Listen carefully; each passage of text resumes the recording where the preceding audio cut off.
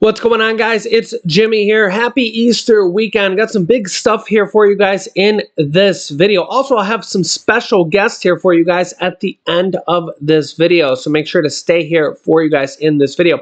I got some interesting stuff I want to go over for you guys. We're really looking at a tale of two stories right now. The haves and the have-nots, the economy right now. All major indexes rise for the fifth month in a row. The stock market hitting all-time records here. The Dow and the S&P 500 strike new records. The S&P 500 just turned in its best first quarter since 2019. The stock market at an all-time tear. Yet, we're still seeing inflation at an all-time tear as well. Take a listen here. Brian, great to see you. Take us through where inflation has been and where we are now. Yeah, Ashley, so you heard the president the other night say he inherited an economy on the brink, but we're making great progress on inflation. So we thought, well, let's just look at some of the numbers and figure out where we were and where we are now. Start with your primary residence, whether you're renting your house or owning your home. You're up 20% since Biden took office. That's like a mortgage payment that goes up $700 a month, Ashley. So we're talking real money there. Now, if you've got any money left over to eat away, your costs to go eat out are 21%. I took the family out for lunch this weekend. I had to try to figure out which kid ordered caviar, Ashley, because I was like, how did this bill get so high? Food at home is not much better. It's up 21% as well. So whether you're out or at home, you're paying a lot. Now, let's say you want to make yourself a chicken sandwich, Ashley. Your chicken costs are up 21%, actually 26%. Sorry, it's even worse than that since Biden took office. You're going to put it on some bread.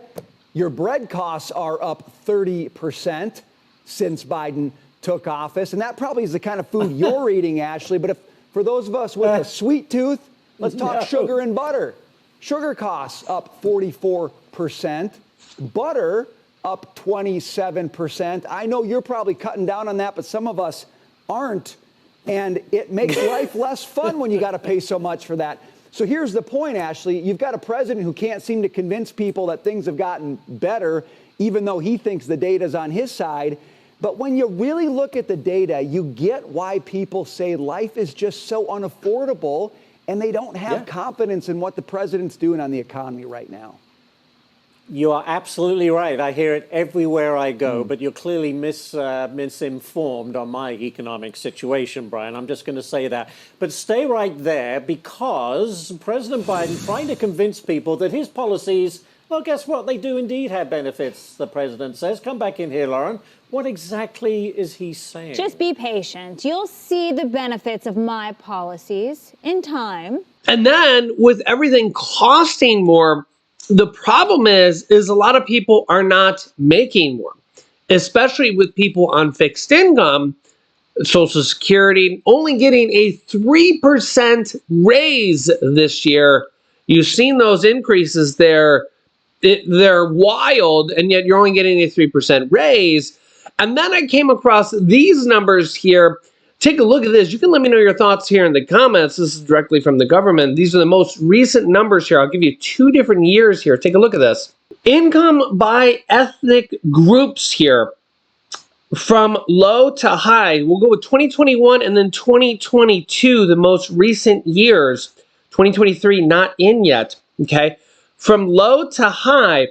So African Americans or Black Americans here, for this is 2021 here, median household income with the lowest here at $48,297, their median income.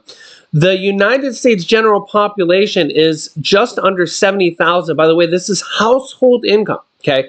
So not necessarily a single person, but household income. American Indian and Alaskan Native, 53,000. Approximately for round numbers, just going to go round numbers here. White, non-white Hispanic, 57,671. United States general population, just under 70,000. Native Hawaiian, other Pacific Islander, again, right around the average there, just under 70,000. Whites, again, it just says white, just under 75,000. Asian American, well above the average here at around 100,000. That's for 2021. For 2022 here, it's extrapolated here into a much more demographics here. And we see it's split up here into much more races. But it says in the 2022 Asian Americans, it says here, Asian Americans in the 2022 American Community Survey, the following figures regarding detailed Asian ethnicities are reported. And you can see the incomes here. Indian, $152,000 median household income. Taiwanese, $122,000. Filipino, $109,000. Pakistani, $106,000. Chinese, $100,000. You can see all these different ones. Korean, $91,000. Japanese, I assume it's Japanese American, $87,000. All the way down to Burmese, $69,000, which is the average U.S. population here. So all of these are above the U.S. or at or above the U.S. population median household income. You can let me know your thoughts here. And it shows the population size here as well. You can also see here, African Americans / Black Americans at 47 million, white Americans at 241 million, Asian Americans at 23 million, to give you an idea of size here.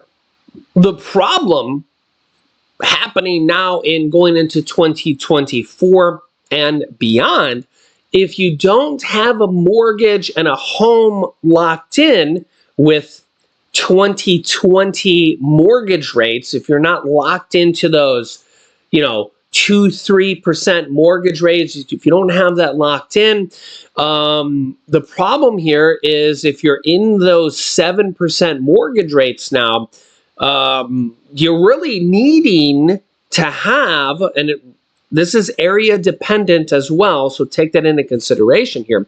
You're really needing to kind of have $100,000 or so, and in some cases plus, household income to be able to afford the American dream of owning a home, owning car or two to be able to get to work back, depending on if you're retired or not, but you need at least one car in most cases, and to be able to buy food, pay for insurances, to pay for all these different things in life, to be able to afford a mortgage, afford property taxes, to afford cell phone, internet, and all these things that most people would consider the American dream. With these 7% mortgage rates, things are just sky high. Food is sky high. Electricity rates are sky high, $300 a month. You extrapolate that per year, you're at $3,600 a year, $4,000 a year. You start to add up all these different things, and things are sky high. If you're a renter, renting is really just as bad. Rent is going up every single year because your landlord is having to pay the same thing, okay? Insurance costs are going up, home insurance is going up, electricity is going up, everything is going up. So the landlord, whether it's a company or a single owner or anybody, has to raise the rates because they're having to pay more all around in the same way. And real estate property taxes are going up across the board as well. So if you're getting a measly 3% raise from Social Security or a 5% raise from your job or your business or whatever it is, you're not keeping up with inflation. You're actually losing. You're losing. So your 3 to 5% raise is not keeping up with inflation. You've seen those inflation numbers. It's just not keeping up today. And this is kind of the catch-22 that America is involved with right now. And this is what everybody is kind of dealing with right now. It's approximately 70% of Americans right now are living paycheck to paycheck. Forget about retirement. Of course, we all need to, save for retirement. But with 70% of Americans living paycheck to paycheck, all these things are really the biggest problem of America today. Let me know your thoughts here in the comments. Yeah, and with Easter on the way here, this is, we got to put food on the table. We have to, think about those things here. And I think that is probably the biggest problem in America today. Forget about the border, forget about, Russia, forget about the wars, and forget about everything else, because this is really, number one issue. Got to take care of your own before anything else, right? Yeah. Without further ado, here is our special guest here for Easter. Happy Easter! Happy Easter! Happy Easter! This is little Julian. He's going to be 6 years old here in a couple weeks. And April 27th. Yeah. Are you excited? Yes. With your floppy little ears? Yeah. Are you excited for Easter? Yeah. Yeah. Oh.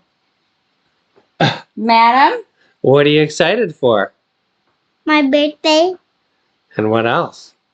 Easter! Put in the eggs here. Put in the eggs here. Put more eggs here. Put more eggs here. Put more eggs here. And you got to see the Easter bunny? Yeah, they saw him yesterday. Yeah. And what We is... flop our ear to the face. Flop our ear, flop, flop, flop. Yeah, and you're going to be playing baseball and soccer here soon? You excited for that? Yeah, let's put these guys into it. So let's put this guy up here, Peter Cottontail. Let's put him right.